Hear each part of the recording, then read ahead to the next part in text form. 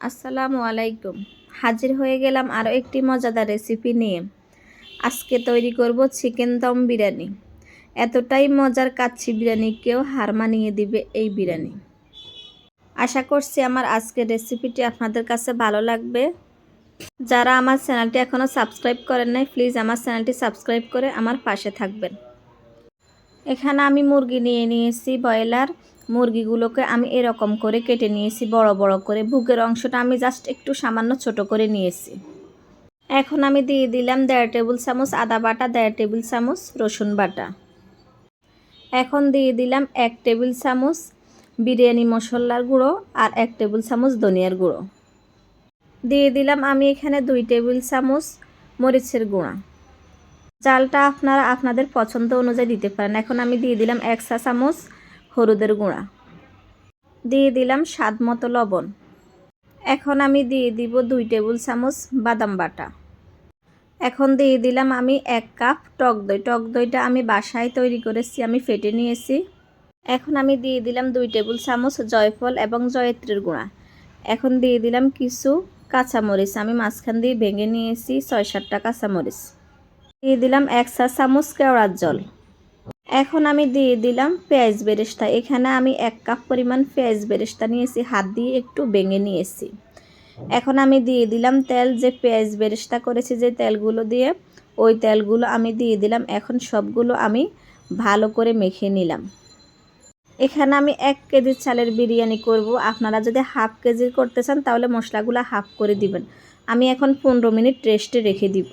চুলাতে আমি একটা ফ্রাই প্যান বসিয়ে দিলাম। দিয়ে দিলাম আমি পরিমাণ মতো পানি। এখন এখানে আমি 2 টেবিল চামচ পরিমাণ তেল দিয়ে দিলাম। তেল দিলে চালটা একটু জরজরা হয়। এখন দিয়ে দিলাম শাহি জিরা, 4-5টা এলাচ, 2-3 টুকরা দারুচিনি, 2 টেবিল চামচের মতো লেবুর রস, 3-4টা তেজপাতা। এখন আমি পানিগুলোকে ফুটিয়ে নিব। দিয়ে দিলাম কিছুটা লবণ।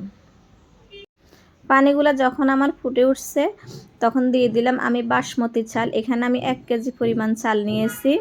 আমি চালগুলোকে 25 মিনিট ধুয়ে ভিজিয়ে রেখেছি। চালগুলো দেওয়ার সাথে সাথে অবশ্যই নেড়ে ছেড়ে দিবেন, না হলে নিচে দিয়ে দলা পেকে যাবে। চালগুলো আমি 80% মতো করে সিদ্ধ করে নিয়েছি।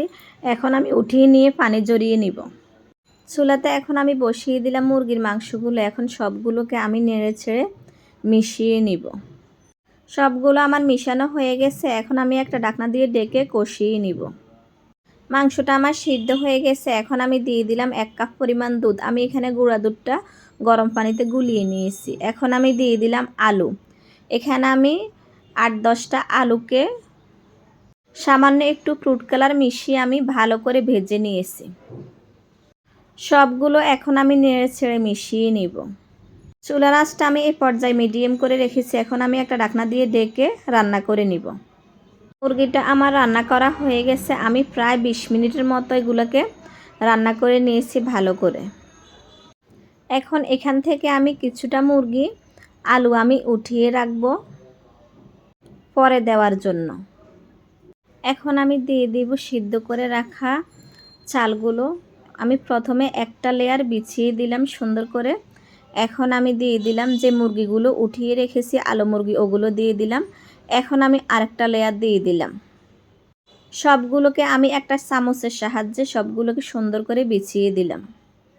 এখন আমি দিয়ে দিলাম পেঁয়াজ বেরেস্তা। আমি বেশি পরিমাণে পেঁয়াজ বেরেস্তা ব্যবহার করেছি, তাহলে খেতে খুব ভালো লাগে। এখন আমি দিয়ে দিব আলু বোখরা। এখানে আমি 6-7টা আলু বোখরা দিয়ে দিলাম। এখন দিয়ে দিব কিছু আস্ত কাঁচামরিচ, সুন্দর একটা ফ্লেভার আসার জন্য, জালটা আসবে না। দিয়ে দিলাম আমি 1 টেবিল চামচ পরিমাণ গুঁড়ো দুধ। গুঁড়ো দুধটা দিলে খেতে খুব ভালো লাগে। এখন দিয়ে দিলাম আমি হাফ কাপ দুধ। এখানে আমি গরম পানিতে গুঁড়ো দুধটা দিয়ে গুলিয়ে নিয়েছি। দিয়ে দিলাম 1 চা চামচ পরিমাণ গোলাপ জল। দিয়ে দিলাম 1 টেবিল চামচ পরিমাণ ঘি। এখন আমি দিয়ে দিলাম কিছুটা ফ্রুট কালার। আমি সামান্য কিছুটা দুধে সামান্য পরিমাণ একটু ফ্রুট কালার ব্যবহার করেছি যেন দেখতে সুন্দর দেখা যায়।